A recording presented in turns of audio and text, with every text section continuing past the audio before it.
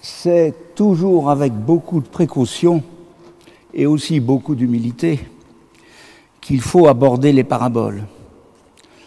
Elles paraissent en effet, à la lecture, faciles à déchiffrer, car elles nous parlent par allégorie, par images très concrètes.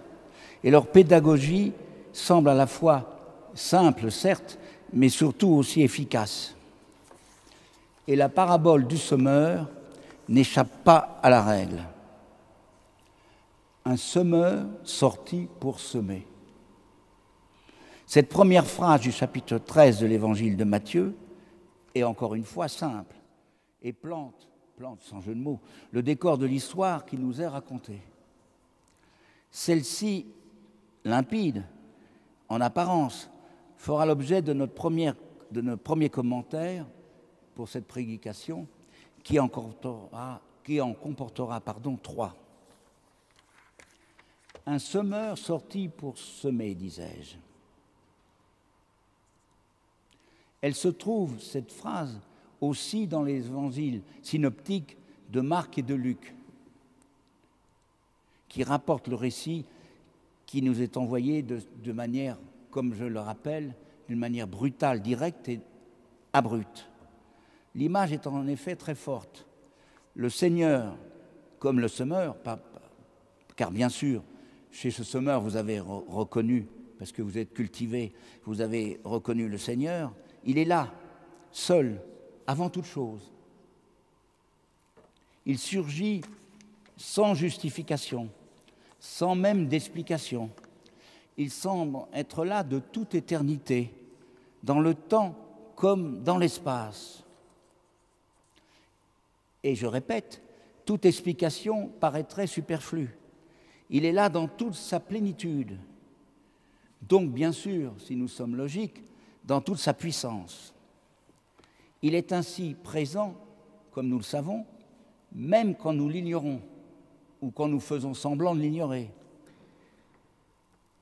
Nous savons tout ça, certes, depuis les lectures de l'Ancien Testament, mais pourtant, nous ne savons pas toujours très explicitement que Dieu est tout-puissant. Ou plutôt, cette puissance nous gêne, en particulier à notre époque, surtout dans notre monde qu'on va qualifier d'occidental, où nous nageons, pour l'instant en tout cas, à la charnière d'un monde ancien qui partirait, paraît-il, en quenouille, et d'un monde nouveau qui mettrait du temps et trop lentement à éclore. Cette sorte d'entre-deux nous donne parfois un prétexte supplémentaire pour essayer de marchander avec Dieu beaucoup de nos désirs avec toute la subtilité dont l'être humain est capable.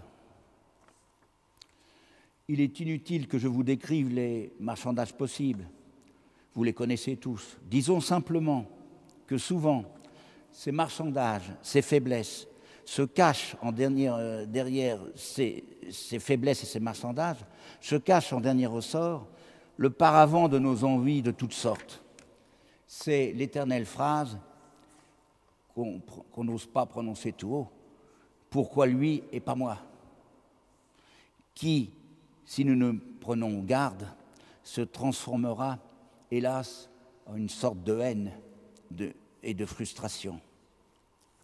C'est pourquoi, chères sœurs, chers frères, le fait de reconnaître la souveraineté de Dieu avant toute chose nous permet d'accepter toute grâce, par définition gratuite et bien sûr imméritée. L'homme est ainsi à sa place. Et pour reprendre les mots des réformateurs qui d'ailleurs étaient les mêmes mots que les premiers chrétiens quand on y prend garde, il faut affirmer que les êtres humains, tels, vous connaissez l'image, tels les vases d'argile entre les mains d'un potier, sont de simples créatures entre les mains de Dieu. Placer Dieu tout-puissant en premier lieu nous libère des soucis, même des plus importants, et nous éloigne des vaines justifications ou des arguments par trop théologiques développés, hélas, même parfois par nos églises constituées. Dieu, parce qu'il est tout-puissant, donne sa grâce à qui il veut, par libre choix, sans condition. Il n'y a pas à chercher si nous sommes élus ou non élus.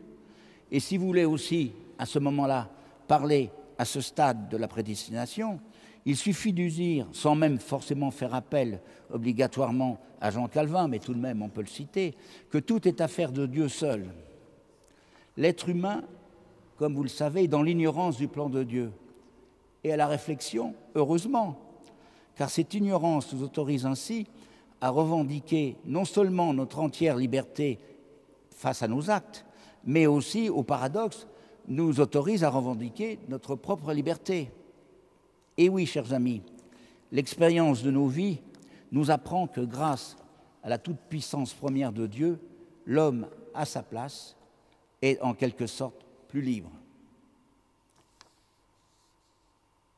C'était ma première réflexion. Ma deuxième réflexion est axée sur l'action énergique, pour le moins, du semeur, qui déborde d'activité.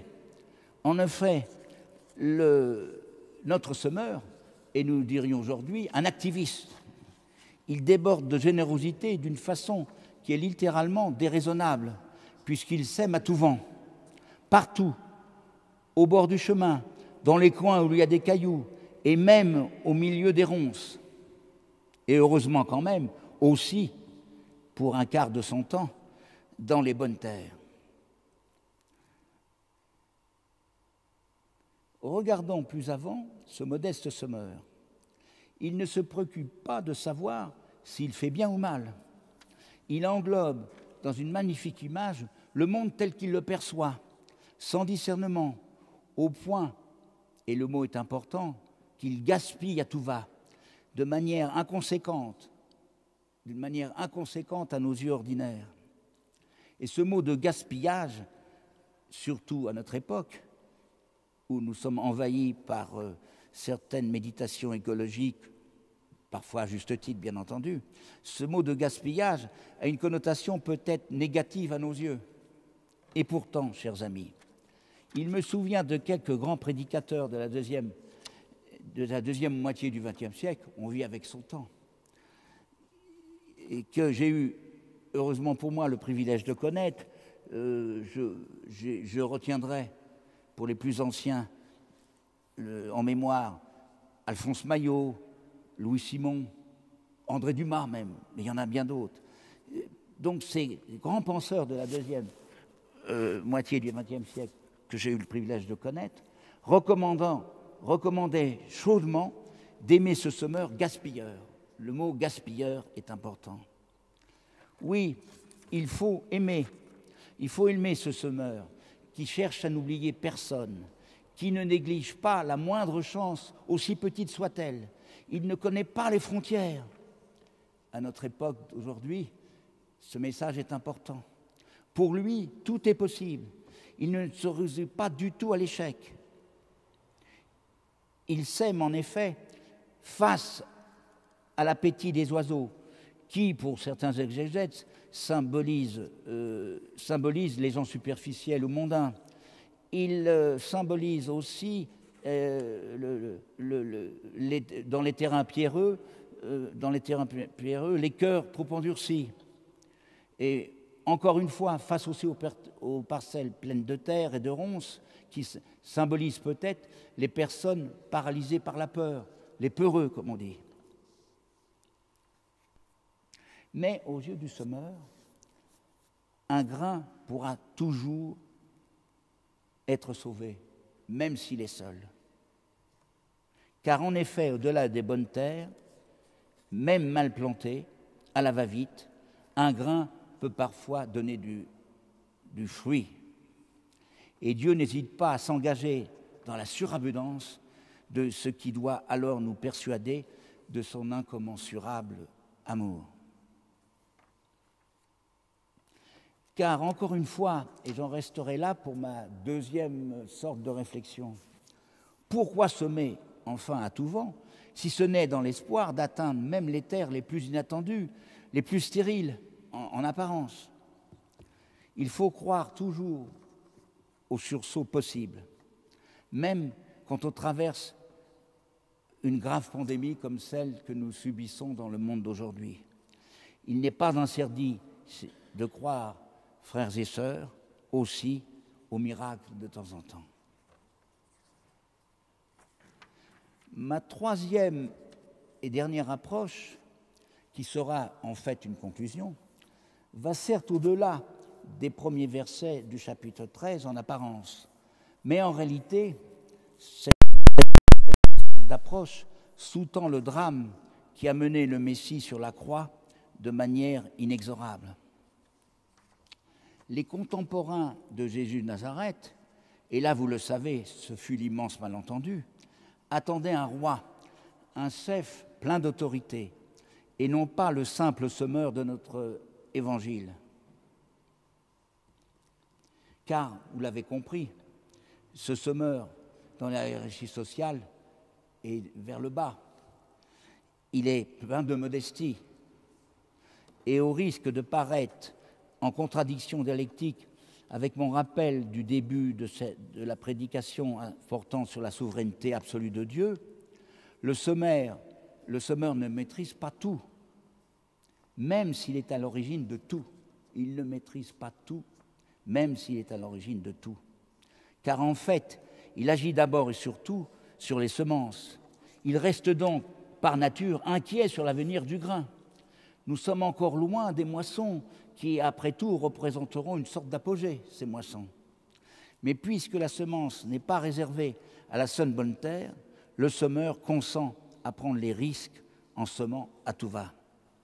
Prendre des risques, c'est accepter à la fois la fragilité et la puissance de cette semence. C'est pour nous, frères et sœurs, plonger dans l'insondable mystère d'un Dieu qui s'est fait homme dans son Fils unique. Car Dieu, pour les chrétiens, vous le savez, est une personne incarnée. Et la mission du porteur, du semeur, du sauveur, c'est celle du Fils de Dieu qui ira jusqu'au bout de son destin, c'est-à-dire jusqu'au Golgotha, alors que c'était un Messie de gloire et d'autorité que le peuple attendait. Dieu est donc à la fois faible et puissant. En acceptant l'ultime sacrifice de son Fils unique sur la croix, Dieu n'est jamais aussi grand, bien que totalement modeste. La faiblesse volontaire de Dieu qui transparaît dans la parabole du semeur ne signifie pas pour autant que nous sommes abandonnés. Au contraire, nous restons aux yeux de Dieu Tout-Puissant, nous restons remplis de liberté et de responsabilité. C'est pourquoi, chers amis, Dieu mérite bien notre louange. Alors, chers amis et chers frères, chères sœurs, marchons dans l'espérance du royaume, en louant Dieu puisqu'il nous aime. Il nous aimera aussi demain, car il y aura la résurrection. Mais celle-ci est une autre histoire, la résurrection, mais qui transcende de manière subliminale notre belle parabole d'aujourd'hui. Amen.